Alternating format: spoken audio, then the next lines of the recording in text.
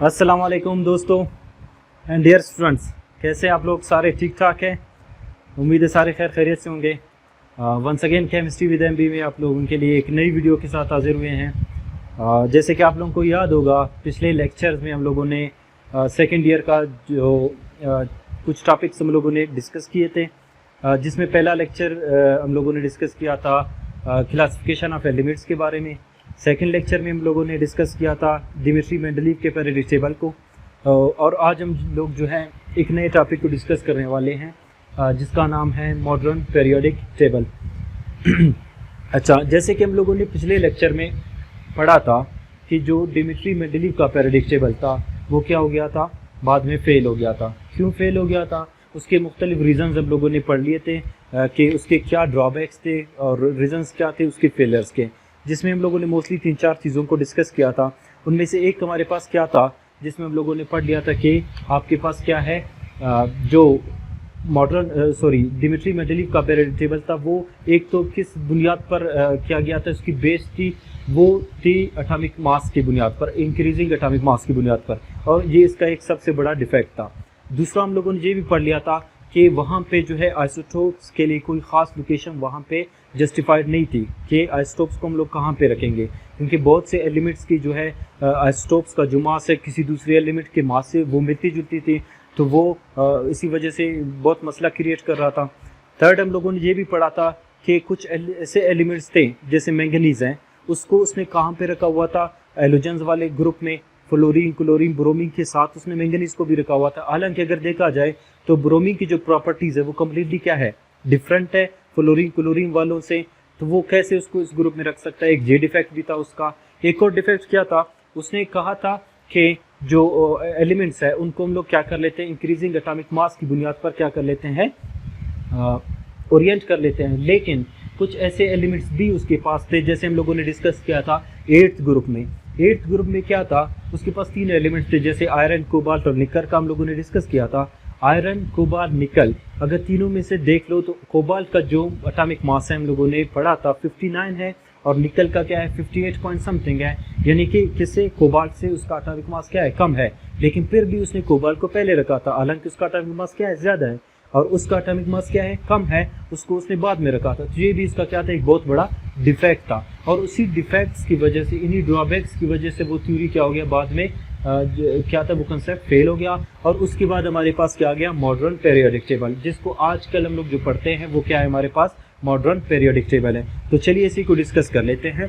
तो सबसे पहले हम इसके देख लेते हैं इंट्रोडक्शन के बारे में।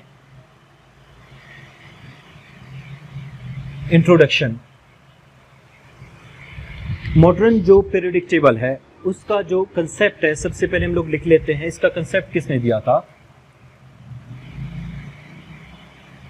concept was put forwarded by Henry Moseley। एक साइंसदान था, ब्रिटिश साइंटिस्ट, बल्कि ब्रिटिश केमिस्ट था, ब्रिटिश केमिस्ट था जिसका नाम था हेनरी मोज़ले। उसने क्या कर लिया, सबसे पहले ये कंसेप्ट दिया किस चीज़ का, मॉडर्न पीरियोडिक टेबल जिसको हम लोग कहते हैं। लेकिन पहले उसने क्या कंसेप्ट दिया कि अगर हमारे पास जो एलिमेंट्स हैं, अगर उनको हम लोग क्या कर ले, इंक्रीजिंग एटॉमिक नंबर की बुनियाद पर उनको तरतीब दे दे, इनको ओरिएंट कर ले, अरेंजमेंट कर ले, तो जो सारे डिफेक्ट्स हैं जो मेंडलीव पीरियोडिक टेबल में आ गए थे, सामने आ गए थे, वो सारे क्या हो सकते हैं, वैनिश हो सकते हैं, ख़त्म हो सकते हैं। किस तरह, अभी आप खुद देखो, एटॉमिक मास मेंडलीव के पीरियोडिक टेबल में हम लोगों ने पढ़ लिया था कि एटॉमिक मास क्या कर रहा था। तो उसने क्या कहा कि हम लोग क्या कर लेते हैं, अगर एलिमेंट्स को हम लोग एटॉमिक नंबर की बुनियाद पर क्या कर ले, ओरिएंट अगर कर ले, तो वो सारे जो डिफेक्ट्स हैं जो मेंडलीव के पीरियोडिक टेबल में आए थे सामने, वो सारे क्या हो सकते हैं, ख़त्म हो सकते हैं। ठीक है, आप लोगों को पता है एक चीज़ कि 1911 में जब क्या हुआ था, न्यूक्लियस डिस्कवर हुआ था, दरियाफ्त हुआ था, यानी कि साइंसदानों को पता चल गया था कि एटम का जो क्या है, आयली जो मास वाला एरिया है, वो कौन सा रीजन, उसका सेंट्रल रीजन है, और वहाँ पे ही कुछ ऐसे पार्टिकल्स हैं जिन पर क्या है, पॉजिटिव चार्ज है। ठीक है, और उनको नाम दिया गया किस चीज़ का, प्रोटॉन्स का। ठीक, न्यूक्लियस दरियाफ्त हो गया, प्रोटॉन्स क्या हो गए, इनकी लोकेशन का पता चल गया कहाँ पे है। और उसी टाइम फिर क्या किया, एनरी मोज़ले ने ऑब्जर्व कर लिया कि एलिमेंट्स की जो प्रॉपर्टीज़ है वो कम्प्लीटली क्या है, डिपेंडेंट है किस चीज़ पर, उनके प्रोटॉन नंबर पर, यानी कि इनके एटॉमिक नंबर पर। तो उसी वजह से उसने क्या कर लिया, अपना ये कंसेप्ट प्रपोज कर लिया कि अगर हम लोग एलिमेंट्स को क्या करें, बजाय मास के हम लोग एटॉमिक नंबर की बुनियाद पर अगर हम इनको अरेंजमेंट कर ले तो बाकी सारे जो ड्रॉबैक्स हैं वो सारे के सारे क्या हो जाते हैं, ख़त्म हो जाते हैं। उसी वजह से अपना उसने क्या कर लिया, एक लॉ बना लिया जिसको हम लोग मोज़लेस लॉ भी कह सकते हैं, लेकिन आजकल के पीरियड टेबल के हिसाब से उसको नाम दिया जाता है किस चीज़ का, मॉडर्न पीरियोडिक लॉ का। उसको आजकल नाम दिया जाता है किस चीज़ का, मॉडर्न पीरियोडिक लॉ का। ये क्या कहता है, जैसे हम लोगों ने डोब्रेनर्स की क्लासिफिकेशन में पढ़ा था एक लॉ, डोब्रेनर लॉ। न्यूलैंड ने अपना जब क्लासिफिकेशन का मेथड क्या किया था, प्रपोज किया, तो उसने भी एक लॉ कहा था, न्यूलैंड्स लॉ। उसी तरह क्या है हमारे पास एक ये भी लॉ है जिसको हम लोग नाम देते हैं किस चीज़ का, मॉडर्न पीरियोडिक लॉ का। ये क्या कहता है, ये यही कहता है कि जो एलिमेंट्स हैं उनकी जो फिजिकल या केमिकल प्रॉपर्टीज़ है वो कम्प्लीटली डिपेंडेंट होते हैं किस चीज़ पर, उनके एटॉमिक नंबर पर। तो चलिए पहले इसकी डेफिनेशन लिख लेते हैं। क्या कहता है, this law states that properties of elements are periodic functions of their atomic numbers। ठीक है, यानी कि जितने भी हमारे पास क्या है एलिमेंट्स है उनकी जो फिजिकल प्रॉपर्टीज़ है चाहे केमिकल प्रॉपर्टीज़ है वो सारे क्या है उनके एटॉमिक नंबर पर क्या है, डिपेंड करते हैं। और यहाँ पे आ रहा है पीरियोडिक फंक्शन। पीरियोडिक फंक्शन का मतलब क्या है, यानी कि एक ख़ास पीरियड के बाद प्रॉपर्टीज़ का क्या होना, सिमिलर होना, प्रॉपर्टीज़ का एक दूसरे को क्या करना, रिपीट करना। इसी को हम लोग क्या कहते हैं, पीरियोडिक फंक्शन, यानी कि एक ख़ास पीरियड के बाद। अच्छा, तो उसने क्या कर लिया कि जो एलिमेंट्स की प्रॉपर्टीज़ वो कम्प्लीटली डिपेंडेंट है किस चीज़ पर, एटॉमिक नंबर पर। तो बजाय एटॉमिक मास के हम इनको क्या करते हैं, एटॉमिक नंबर ही के हिसाब से इनको ओरिएंट कर लेते हैं ताकि सारे जो ड्रॉबैक्स है वो क्या हो जाए, ख़त्म हो जाए। चलिए देख लेते हैं फिर किस तरह इसने ओरिएंटेशन कर ली जी। तो इसका क्या हो गया, इंट्रोडक्शन हो गया कुछ, और इसका पीरियोडिक लॉ हो गया। पीरियड टेबल है, टेबल बना लिया। ठीक है, कैसा टेबल बना लिया, फर्स्ट ऑफ ऑल हम पहला पॉइंट ले लेते हैं, ई मेड टेबल। ठीक है, एक टेबल बना लिया। उस टेबल में इसने क्या कर लिया, कुछ वर्टिकल कॉलम्स बनाए और कुछ ओरिजेंटल रोज बनाए। जैसे हम लोगों ने न्यूलैंड या मेंडलीव में पढ़ा था, उसने कुछ कॉलम्स ग्रुप्स बनाए थे, कुछ क्या बनाए थे, सीरीज बनाए थे। इसी तरह इसने क्या कर लिए, कुछ वर्टिकल कॉलम्स बनाए, वर्टिकल कॉलम्स बनाए, और उनको उसने नाम दिया किस चीज़ का, ग्रुप्स का। और इनकी तादाद कितनी थी, 18 उसने क्या बना लिए, वर्टिकल कॉलम्स बनाए, उनका नाम दिया किस चीज़ का, ग्रुप्स का। और थर्ड उसने क्या कर लिया, ओरिजेंटल रोज बनाए। ठीक है, और इनको नाम दिया किस चीज़ का, पीरियड्स का, और जिनकी तादाद है कितनी, 7। ठीक है, 7 उसने क्या बना लिए, पीरियड्स, ओरिजेंटल रोज है जो, और कुछ वर्टिकल कॉलम उसने बनाए, नाम दिया किस चीज़ का, ग्रुप्स का। और इन्हीं ग्रुप्स में और पीरियड्स में उसने बाकी सारे जितने एलिमेंट्स थे उनको उसने क्या कर लिया, सारों को डाल दिया। और ग्रुप का यहाँ पे मतलब क्या, यानी कि ग्रुप में उसने उन एलिमेंट्स को रखा जिनकी प्रॉपर्टीज़ क्या होती है, सारों की सिमिलर होती है। ठीक है, अभी थोड़ा आ जाते हैं इसके स्केच की तरफ, किस तरह इसने क्या कर लिया था, पीरियड टेबल को ओरिएंट कर लिया था। तो इनको मिटा देता हूँ, यहाँ पे स्पेस कम होगा तो इसी वजह से इनको मिटा देते हैं जल्दी से ताकि हम उसी को डिस्कस कर लें। तो इस तरीके से क्या कर लिया उसने, ओरिएंटेशन कर ली। खैर मैं ये आपके पास क्या है,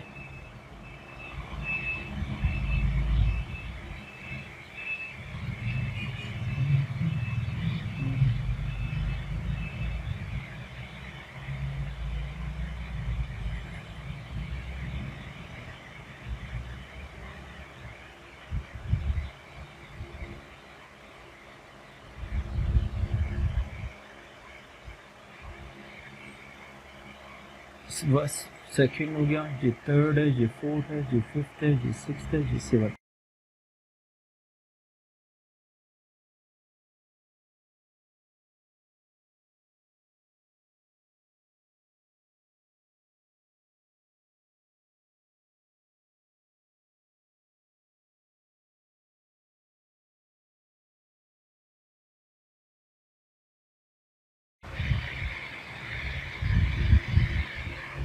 इस तरीके से क्या बना लिया, एक स्केच बना लिया। ठीक है, स्केच बना लिया, इसको मुख्तलिफ उसने क्या कर लिया, ग्रुप्स में, पीरियड्स में। अभी देखिए ये हमारे पास क्या है, ये जो आप लोगों को इस तरीके से ओरिजेंटल जो रोज नजर आ रहे हैं, ठीक है, इस तरफ, इस डायरेक्शन में, सही, इस डायरेक्शन में, ये इनको नाम दिया उसने किस चीज का, पीरियड्स का। तो यहाँ पे मैं लिख लेता हूँ कि इसको इन लोगों ने, इसने नाम दिया किस चीज का, पीरियड्स का।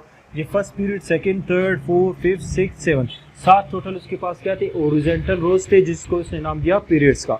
और यहाँ पे अगर इस तरफ देख ले हम लोग, ये हमारे पास जो वर्टिकल कॉलम्स है उसको नाम दिया किस चीज का, ग्रुप्स का नाम देते हैं इसको। ये सेकंड, फर्स्ट है, ये आपके पास क्या है, चलिए हम लोग उसमें लिख लेते हैं 2, ये थर्ड हो गया, सपोज 4, फिफ्थ। वैसे तरतीब बाद में हम लोग देख लेंगे, एक सेकंड और थर्ड यहाँ पे आते, फिलहाल ऐसे जनरली डिस्कस करते हैं। 3 है, 4 है, 5, 6, 7, 8, 9, 10, 11, 12 हो गया, 13, 14, 15, 16, 17, 18। टोटल उसके पास कितने हो गए, 18 क्या हो गए, ग्रुप्स हो गए, और 7 क्या हो गए, पीरियड्स। अच्छा, इन्हीं को फिर मजीद किस बुनियाद पर ओरिएंट कर लिया, एटॉमिक नंबर पर। तो यहाँ पे पहले सबसे टॉप पर यहाँ पे कौन है, हाइड्रोजन है, जिसका हम लोगों को पता है एटॉमिक नंबर क्या है, 1 है। तो उसके बाद इसी के बिल्कुल यहाँ पे साइड पे कौन है, हीलियम आएगा, जिसका एटॉमिक नंबर क्या है, 2 है। उसी तरह बाकी सारे भी आते जाएंगे, लेकिन पेरियोडिक टेबल के अंदर के जो एलिमेंट्स है उनको हम लोगों ने क्या करना है, बाद में डिस्कस करना है। फिलहाल जस्ट इसका हम लोग जनरली स्केच बना लेते हैं कि इसमें कितने ग्रुप्स है, कितने पीरियड्स है, ग्रुप किसको कहते हैं, पीरियड किसको कहते हैं, और ये किस तरीके से बनाए जाते हैं, और साथ साथ जो इसमें ब्लॉक्स है वो कौन से, क्योंकि हमारा जो चैप्टर है उसका नाम ही क्या है, S and P block elements है। तो जनरली फिलहाल हम लोग ये देख लेते हैं कि एस ब्लॉक कहाँ पे है, पी ब्लॉक कहाँ पे है, ताकि हमारे जो नेक्स्ट जो टॉपिक्स है वो हमें पहले से क्या हो, पता हो। अच्छा, ये हो गया। ये जो रेड कलर में आप लोग को नज़र आ रहा है, इसको हम लोग क्या कहते हैं, ये हमारे पास क्या है, एस ब्लॉक एलिमेंट्स है। ठीक है, ये हमारे पास एस ब्लॉक कहलाता है। और यहाँ पे जो आप लोगों को बीच में जो नज़र आ रहा है इस टोटल को, ठीक है, ये हमारे पास क्या कहलाता है, डी ब्लॉक। ठीक है, जो ये एस है, ये डी है, एस और डी के लास्ट में यहाँ पे आपके पास ये जो ब्लैक कलर में नजर आ रहा है, ये इसको हम लोग क्या कहते हैं, पी ब्लॉक। ठीक है, ये एस ब्लॉक है। ये इस लेफ्ट साइड पर, लेफ्ट कॉर्नर पर आपके पास क्या, एस ब्लॉक है, राइट मोस्ट कॉर्नर पर कौन है, पी ब्लॉक है। इन दोनों के बीच में कौन है, डी ब्लॉक। और यहाँ पे थर्ड और जो फोर्थ हमारे पास आ रहा है, ठीक है, थर्ड और फोर्थ की यहाँ पे लास्ट में मैं थोड़ा सा क्या कर लेता हूँ, यहाँ पे कुछ गैप बना लेता हूँ। ठीक है, यहाँ पे भी कुछ गैप हम लोग क्या कर लेते हैं, बना लेते हैं। इधर से एक दरमियान में कुछ एलिमेंट्स हैं 14, ठीक है, इधर भी कुछ दरमियान में क्या एलिमेंट्स हैं, जिनको निकाल के हम लोग क्या करते हैं, अलग कुछ सीरीज बना लेते हैं, कुछ पीरियड्स बना लेते हैं।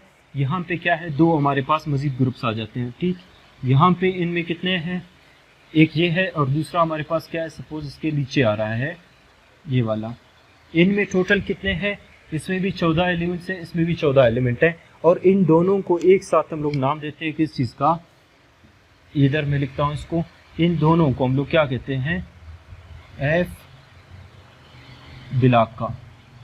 ठीक है, ये क्या है हमारे पास, एफ ब्लॉक है। ये एस था, पी ब्लॉक, दरमियान में डी है, और डी के अंदर से ही 14 एलिमेंट्स के हम लोग क्या करते हैं, 2 पीरियड्स निकाल देते हैं, जिसको हम लोगों ने नाम दिया है एफ ब्लॉक का। फिर आगे हम लोग इनको डिटेल में पढ़ेंगे कि इस एफ ब्लॉक में इसका नाम क्या है, लेंथेनाइड्स है, इसका नाम क्या है, एक्टिनाइड्स है, इनको क्यों कहते हैं हम लोग। ठीक है, अच्छा, इनको S block, P block, D block क्यों हम लोग कहते हैं, आगे फर्स्ट ईयर में आप लोगों ने पढ़ा होगा इलेक्ट्रॉनिक कन्फिगरेशन।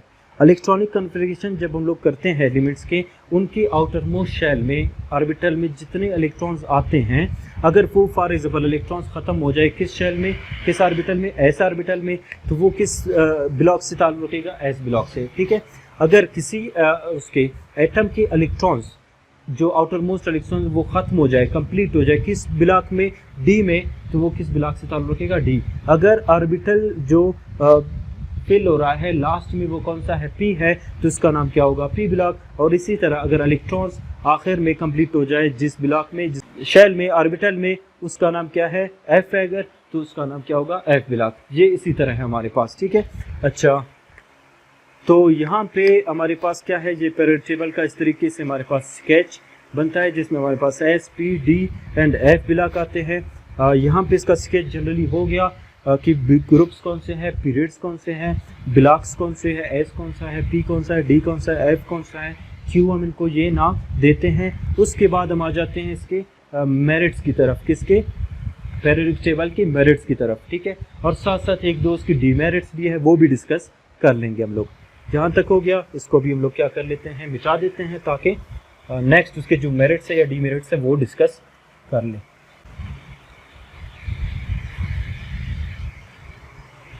अच्छा, उसके बाद हम लोग क्या करते हैं, किस चीज़ को डिस्कस करते हैं, इनके मेरिट्स को, क्या फ़ायदे हैं हमारे पास मॉडर्न पीरियडिक टेबल के, क्या फ़ायदा है। सबसे पहले मेंडलीव ने क्या किया था, हमने कहा था सिस्टमेटिक अरेंजमेंट की थी। अगर वो सिस्टमेटिक था तो ये उसकी निस्बत क्या है, मजीद क्या है, ज़्यादा सिस्टमेटिक है। तो हम लोग ये कह सकते हैं क्या है, it is more systematic,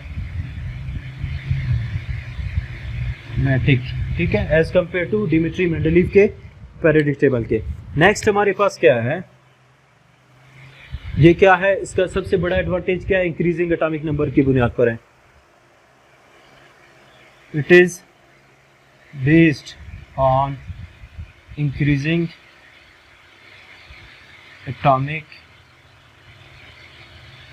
number, atomic number के बढ़ने के साथ साथ क्या है, ये इसने एलिमेंट्स को क्या किया था, अरेंज किया था। थर्ड हमारे पास क्या है, डिमिट्री मेंडलीव में हम लोगों ने पढ़ा था आइसोटोप्स के लिए कोई खास लोकेशन नहीं था, इसमें हम लोग मालूम कर सकते कैसे, आइसोटोप्स का हमें पता है, सपोज आपके पास क्या है, कार्बन 6 12 है और कार्बन 6 आपके पास 14 है, ठीक। पीरियड टेबल हमारे पास किस हिसाब से ओरिएंट है, वो तो किस बुनियाद पर है, एटॉमिक नंबर की बुनियाद पर है। ये तो दोनों का क्या है, सेम है। तो इसका मतलब चाहे कार्बन आपके पास 14 है चाहे 12 है, चाहे आपके पास हाइड्रोजन का आइसोटोप प्रोटियम है, ड्यूट्रियम है या ट्रेटियम है, मास जो भी है इनका, लेकिन इनका एटॉमिक नंबर क्या है, सेम है। तो इसका मतलब वो सेम ही ग्रुप से क्या करेंगे, बिलोंग करेंगे। तो इसी वजह से हम लोग क्या कह सकते हैं, आइसोटोप्स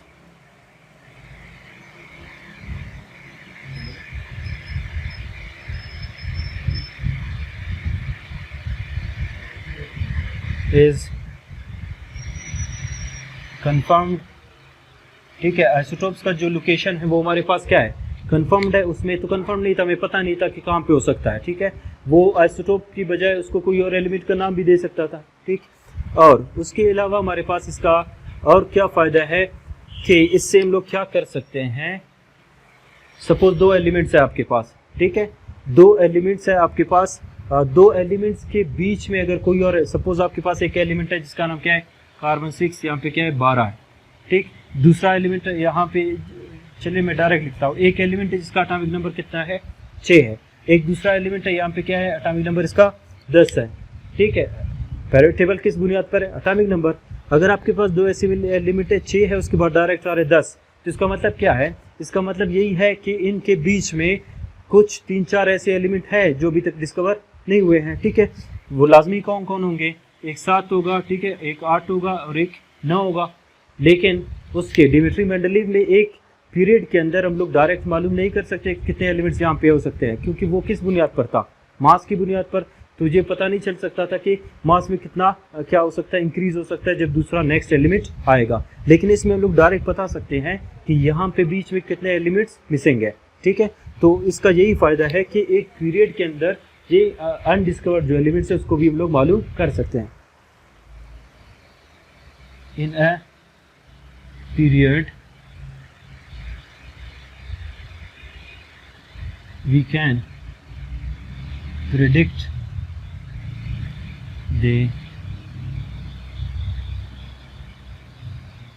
new elements। इसके ज़रिए से हम लोग जो न्यू एलिमेंट्स हैं उनकी प्रेडिक्शन कर सकते हैं कि यहाँ पे कोई एलिमेंट है या नहीं है। सपोज अगर आपके पास 6, 7, 8, 9, 10 इसी तरतीब से आ रहा है तो आप क्या कहोगे, इनके बीच में कोई और एलिमेंट आ ही नहीं सकता है, ठीक है, क्योंकि एलिमेंट्स की जो प्रॉपर्टीज़ है वो कम्प्लीटली डिपेंडेंट है किस चीज़ पर, एटॉमिक नंबर पर। जब आपके पास 6 एटॉमिक नंबर का एलिमेंट आ गया है तो इसका मतलब अगर 7 आएगा तो इसका मतलब वो क्या होगा, कोई और एलिमेंट है, ठीक है। अगर ये सारे आ गए आपके पास, इसका मतलब क्या, एलिमेंट्स यहाँ पे बीच में डिस्कवर हो गए हैं। हाँ, उनके आइसोटोप्स हो सकते हैं लेकिन एलिमेंट यहाँ तक कंप्लीट है, ठीक है। उससे ज़्यादा वाले 11, 12, 13 वो आ सकते हैं लेकिन इनके बीच में कोई और एलिमेंट नहीं आएगा। ये हम लोग प्रेडिक्शन इसके ज़रिए से कर सकते हैं। तो ये सारे आपके पास क्या थे, मॉडर्न प्रेडिक्ट टेबल के मेरिट्स थे। एक दो उसके क्या है, डीमेरिट्स भी है। क्या डीमेरिट्स हैं, अभी हम लोगों ने पढ़ लिया। जो पहला ग्रुप मैंने बनाया था, पहले ग्रुप के टॉप पे यहाँ पे मैंने किसको रखा था, हाइड्रोजन को, ठीक है। हाइड्रोजन की अगर प्रॉपर्टीज़ को देखा जाए, जैसे डिमिट्री मेंडलीव ने कहा था, इसी तरह यहाँ पे वही कंडीशन है। इसकी प्रॉपर्टीज़ क्या है, पहले ग्रुप से भी मिलते हैं और जो 7वां ग्रुप है आपके पास उससे भी उनकी प्रॉपर्टीज़ क्या है, मिलती है। तो उसी वजह से हाइड्रोजन का जो स्पेसिफाइड लोकेशन है अभी तक खास वो नहीं है, ठीक है। तो इसी वजह से ये एक बहुत बड़ा इसका क्या है, डिसएडवांटेज है, ठीक है। तो यहाँ पे आज का जो लेक्चर है हमारा वाइंड अप हो जाता है, ख़त्म हो जाता है। मिलते हैं इंशाल्लाह नेक्स्ट वीडियो में जिसमें हम लोग कोई और टॉपिक डिस्कस कर लेंगे। थैंक यू वेरी मच, दुआ में याद रखना। अल्लाह हाफिज़। ख़त्म।